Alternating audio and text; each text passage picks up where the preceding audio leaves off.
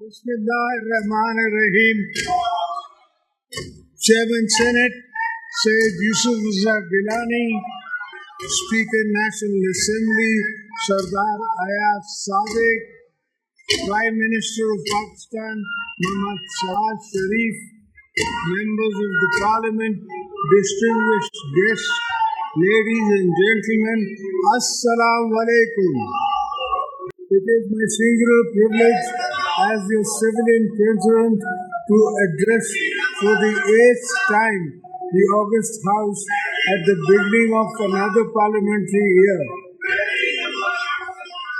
This moment marks not only the continuation of our democratic journey, but also provides us with an opportunity to review our progress and reaffirm our commitment to building a better future for Pakistan. As we embark on this new parliamentary year, I urge this House to focus on promoting good governance and political economic stability. Our people have pinned their hopes on Parliament and we must rise to the expectation. It is my first duty to remind you, we need to work harder to strengthen our democratic system, restore public confidence in the rule of law, and put Pakistan on the road to prosperity. To appreciate the government's efforts, putting the country on a positive path to economic growth, our foreign exchange reserves have witnessed a surge.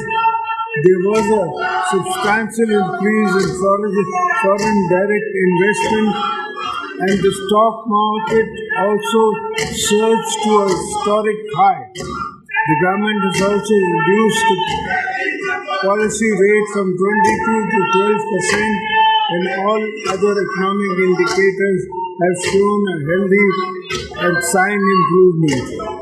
Honorable members, you are aware the population dynamics of our country have changed. A combination of factors present challenging. We must address the high rate of our population growth along with strategic drift in our administrative machinery has increased governance issues manifold. It is my considered opinion that this House should take this responsibility seriously and play its role in rail and reset our governance and service delivery outcomes. As far as the government is concerned, ministries need to redefine their vision and objectives and understand that pressing issues faced by the people of Pakistan have to be resolved within a certain time frame. We need to deliver tangible benefits, restore trust of the people in democratic institutions. Democracy needs and give and take. And what better place to work for collective goals than this Parliament? As elected representatives, your function is role models for the nation. As you go about your parliamentary business, think beyond narrow goals. Think of the unity and consensus our country so desperately needs. Urge all you to empower our people, make decisions of national importance with consensus, encourage domestic international investment for economic growth and job creation, foster social economic justice and ensure fairness and transparency in our system. Senate, Mr. Speaker, for our country to prosper, it must build equitable. This is going to be a century of many new global changes, and to weather such transitions, we need to ensure that our people, with their different regions and resources are on board of national development. It is my firm belief that a strong Pakistan is one where fruits of progress and development are equally shared by all its provinces and citizens.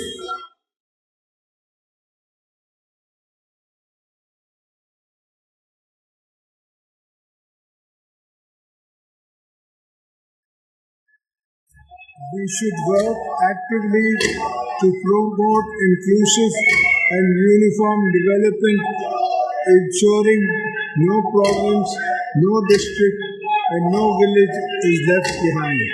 The House should ensure development is not limited to a few select areas but reaches every nook and corner of the country. The ignored and neglected areas demand urgent attention from the federal government.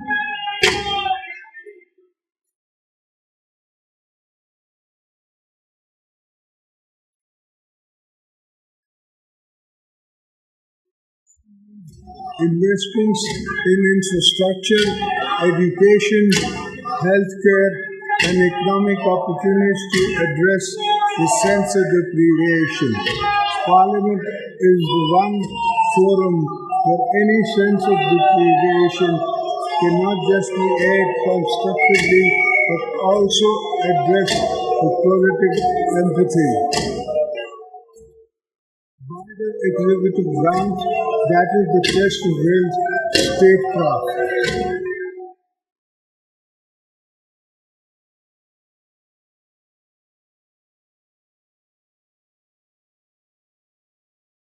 Improving our taxation system is essential to moving forward as a country.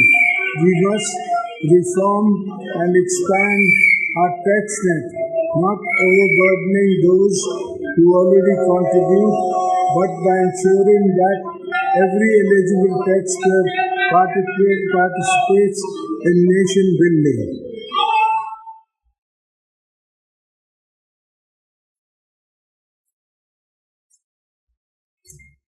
Pakistan should also diversify its exports, focusing on value-added goods and services to exploit new markets and build a competitive export-oriented economy.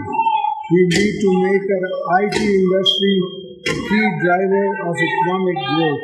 We should focus on building digital and information highways, investing in IT parks, enhancing internet accessibility and speed, and supporting the growth of our technology-driven economy.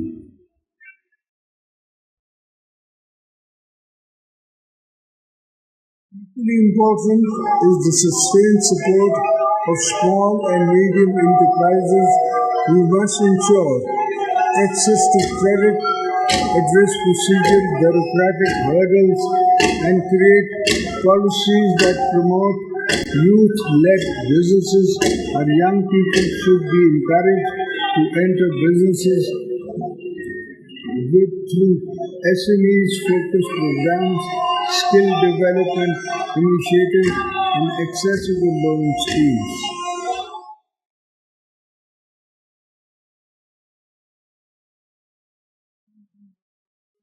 I would like to urge the House to play its role to increase the ease of doing business. Investors, small businesses, and international companies must find Pakistan an attractive potential of investment.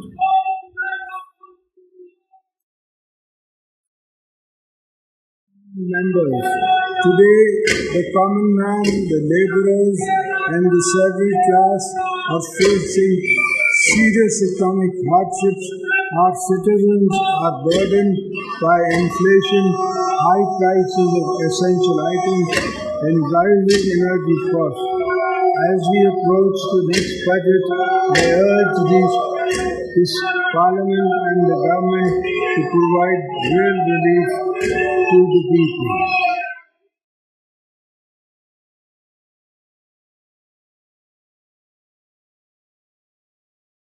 Government should take measures to forthcome budgets to increase salaries, pension, reduce income taxes and salary class, lower energy costs, which would help reduce financial burden on them. At the same time, we should avoid downsizing jobs cuts.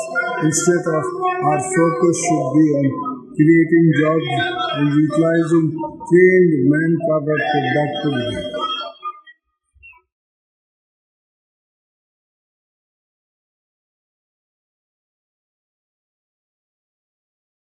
Ladies and gentlemen, women constitute almost 50% of the country's population, but they are underrepresented in every aspect of life. It is essential to empower them for enhancing their representation in various sectors.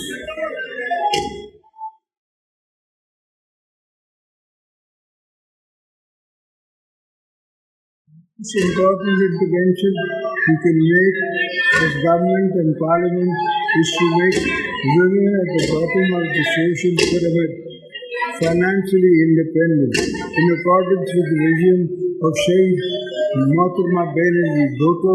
The Banerjee Income Support Program (BISP) remains a crucial lifeline of millions of families. Its reach must be expanded and cash transfers should be further enhanced.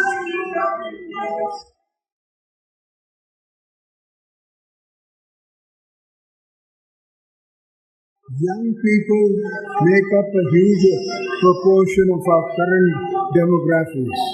They need hope and inspiration.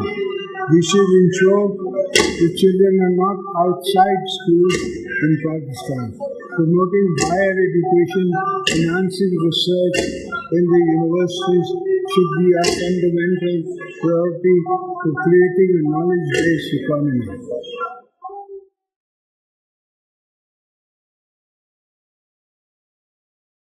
I urge the federal and provincial governments to increase allocation for education sector in the upcoming budget on micro level and to also provide more opportunities through scholarships and financial assistance programs.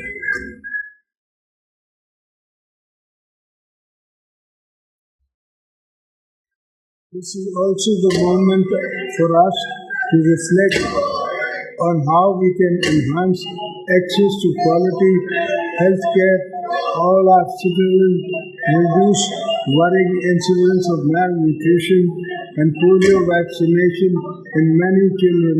Emphasis should be laid on primary health care.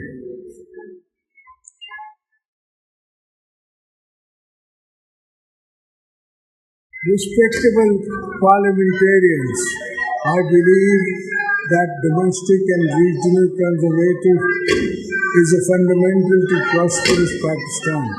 We need a strong, efficient transport infrastructure, road networks and modernized railways.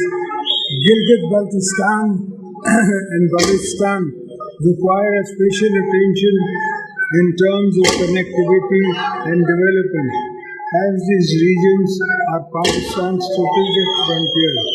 They are vital to our national economy.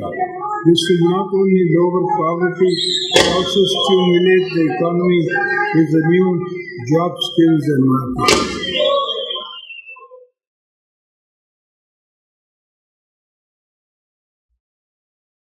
China-Pakistan Economic Corridor, CPEC, and Gwadar Port remain central to our vision of connectivity.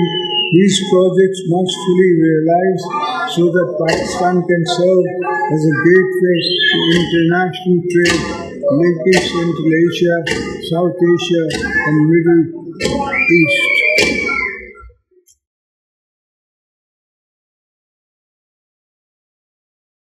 At this point, I would like to take this opportunity to urge the federal and provincial governments to strengthen agriculture sector, ensure sustainable water management, bring coordination and agencies to the urgent task of managing the growing threats of climate change.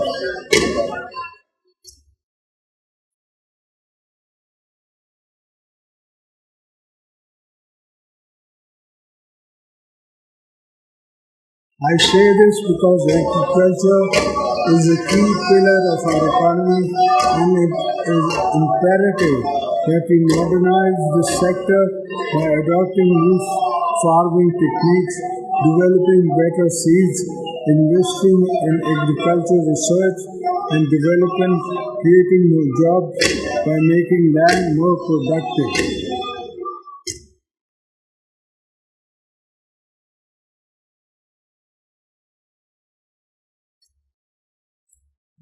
To improve our productivity, increase livestock yield, and expand food exports, our farmers must be equipped with modern tools. We must aim for stability and self-sufficiency in food production. We need to focus on greater water availability and its efficient use. We must work towards innovative solutions such as bringing water from Tajikistan to Balochistan, upgrading irrigation systems, and utilizing new technologies to conserve and distribute water.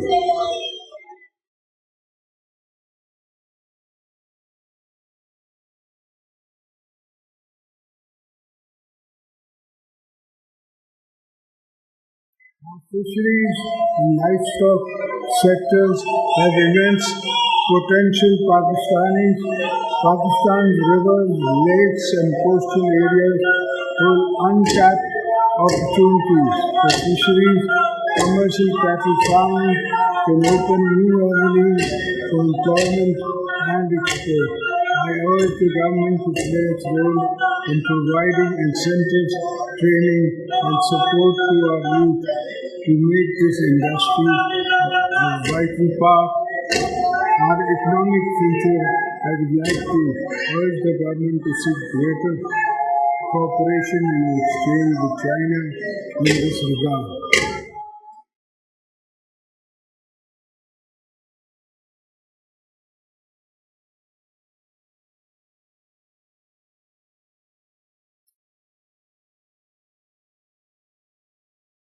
Pakistan is one of the countries most impacted by climate change. We should focus on restoring biodiversity, adaptive strategies on the food and water security and access, and preservation of the economic system.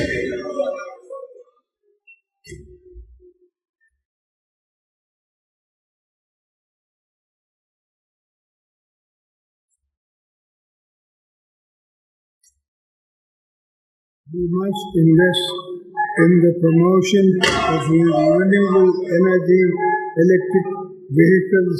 We must also focus on recharging our wetlands and rivers so that they emerge pollution free, and because once again, the lifeline for livelihood and rich marine ecosystem. The mangroves of sea stand as a shining example of what can be achieved through conservative efforts.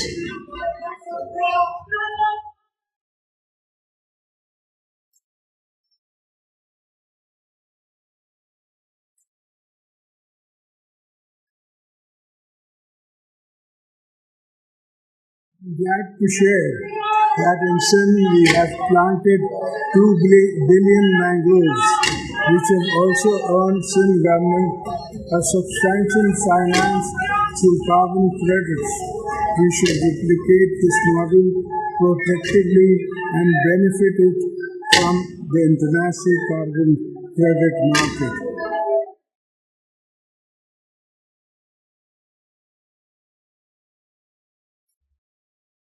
Members of the Parliament, we view the current internal and external security challenges which need to further strengthen our security capabilities and enhance capacity for our law enforcement agencies to effectively deal the menace of terrorism, Parliament needs to play a role in building a consensus to tackle extremist ideologies as well as militancy that supports such violence.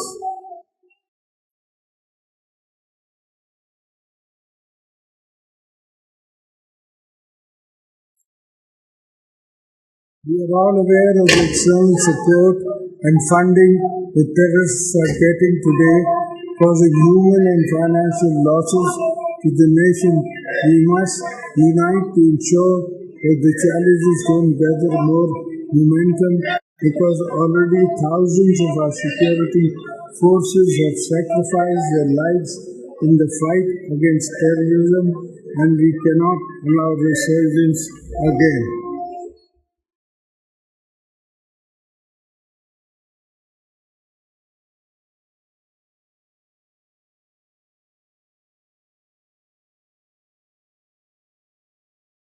I want to assure you that we are committed to eradication of the menace with the support of the nation and the brave armed forces. Successful intelligence-based operations have led to dismantling of terrorist networks to destabilize our nation.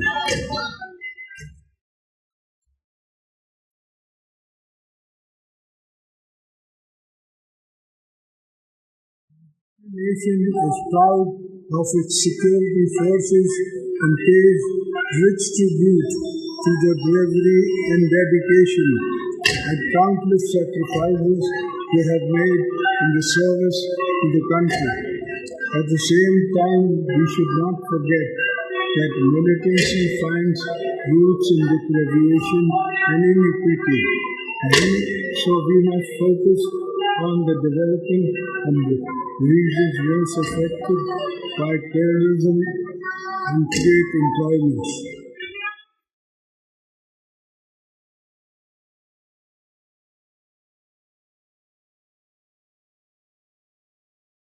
Outside our borders, the world is in a different stages of transition.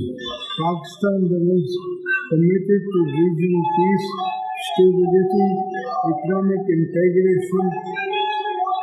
Our foreign policies will always be guided by national interest, international cooperation, and principles of sovereignty, mutual respect. We should enhance our cooperation with friendly regional countries in the area of trade, economy, climate, and cultural exchange. We will continue to play a role as a responsible, peace-loving nation.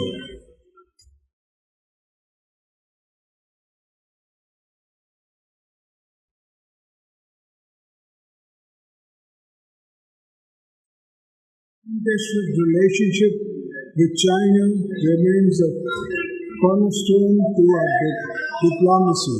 We will continue to further strengthen economic and strategic ties with Beijing. We will further cement our all-weather strategic cooperation partnership with China and continue to support the One China policy.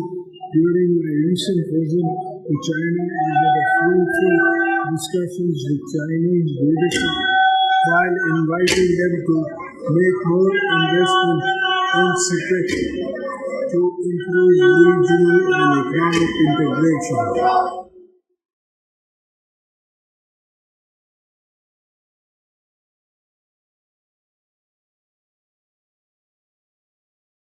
Through recent engagements with the Chinese leadership, both nations have reaffirmed commitments to further strengthen economic cooperation. The benefit of CPEC will reach every corner of Pakistan through different projects.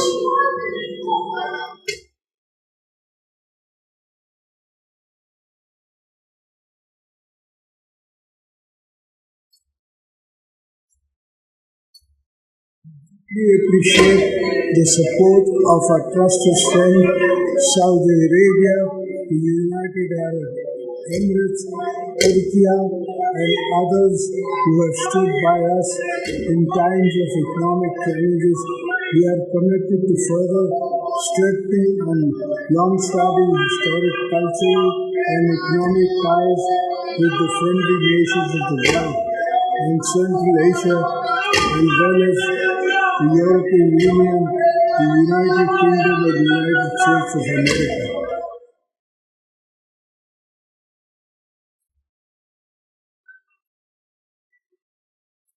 The recent successful counterterrorism cooperation between the US and Pakistan is encouraging, and the two countries should build on this success to renew and enhance cooperation for joint goals.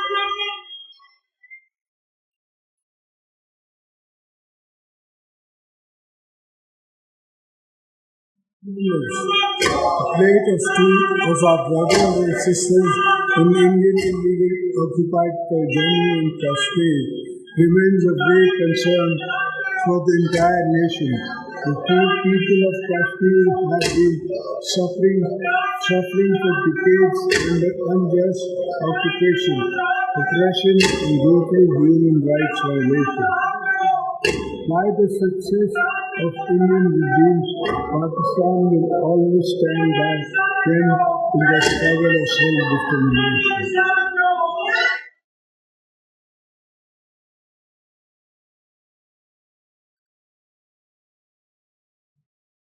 Our unwavering moral, political, diplomatic support for the Kashmir people and call upon the international community to take decisive action against autocracies being committed by Indian occupied forces. The voice of oppression will not be silenced. Pakistan will continue to raise this issue at every international forum.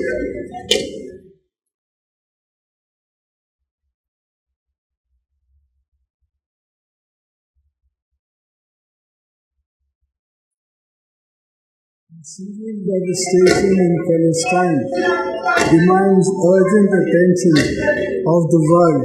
The Palestinian people continue to endure violence, displacement, ethnic cleansing, and oppression at the hands of Israel's security forces.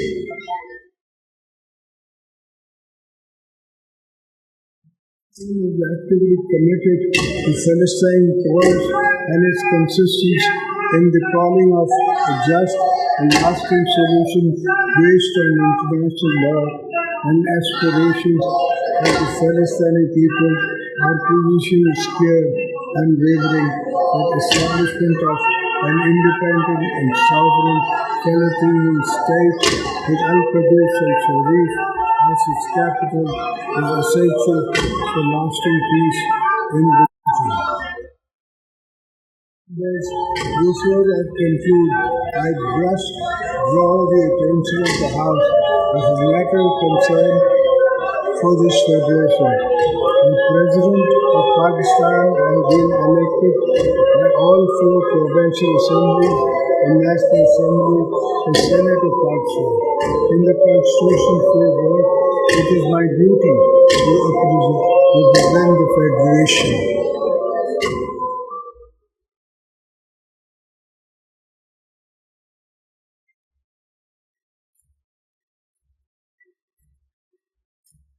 Challenging and circumstances when my wife Shaheed Mahatma Benazir Bhutto was assassinated, I was the one who chanted Pakistan Khape for me. For me, Pakistan always comes first.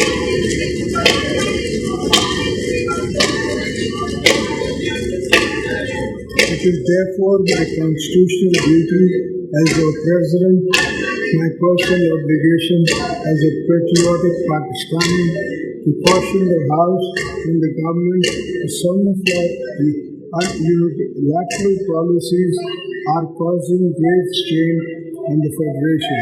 In particular, the government's unilateral decision to carve out some canals from the Indus River. sticking despite strong opposition from federating units.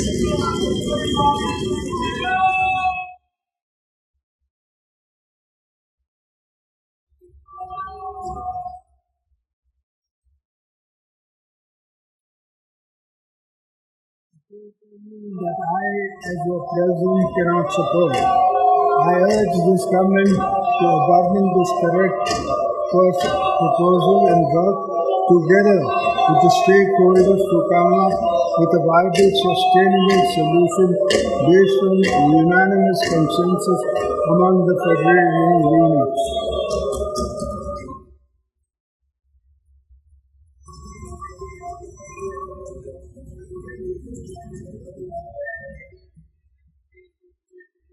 In the end, I would like to again invite the attention of the House to fulfill the responsibilities entrusted to this Parliament and play its role in the nation building, strengthening institutions and improving governance.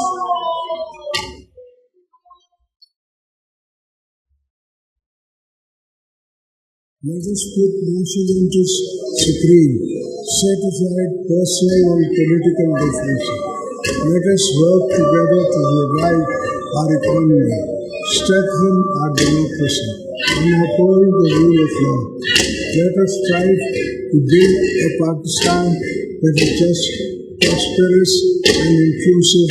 Make the best use of this Parliamentary Year. Thank you. Pakistan, Zindabad.